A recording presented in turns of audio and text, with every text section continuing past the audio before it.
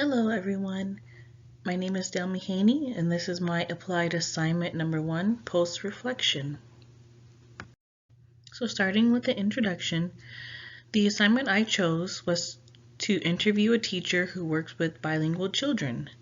I decided to do an interview because I felt I can get good information directly from the mouth of someone who actually works with DLL children. I ended up interviewing one of the teachers or caretakers who works at a home daycare center located in Palmdale, California.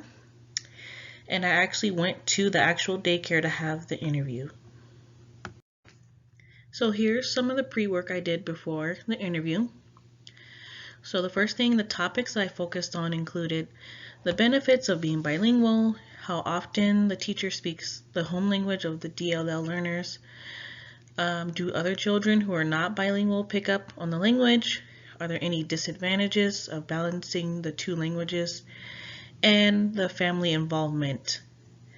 So what I already knew there were many benefits of being bilingual and being able to speak two or more languages. I learned this from being in this class because before this class I thought students who are bilingual had a harder time learning two languages and learning curriculum. And one of the materials I used from the lesson was from lesson 2. During the interview I used the common myths reading to see if the teacher agreed or disagreed with the myth. And then what I hoped to learn from the interview was like good ways to create great relationships with the families and how to get them more involved in the classroom or the daycare. Now for evidence, I provided an email between me and the caretaker confirming our interview and the date and time of the interview. So new learnings.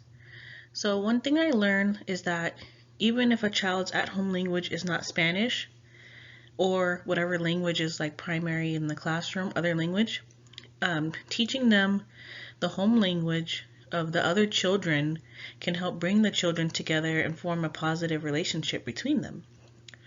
So for example, Mr. H would talk to the monolingual children in Spanish as well, and sometimes the monolingual children would respond back to him using Spanish words or phrases. So like during snack time, if they saw they were getting a cookie or something, instead of saying cookie, the monolingual children will refer to it as galleta. So new questions or continued inquiry. So the first question I had was, how would you prepare for a DLL child that does not speak your home language or English?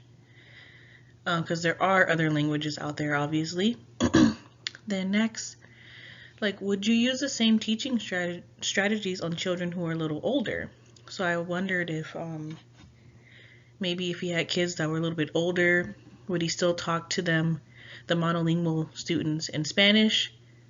Or would he strictly stay, like if you speak the two languages, he'll speak to you in both, and if you speak English, only speak to them in English? So I wondered what he would do.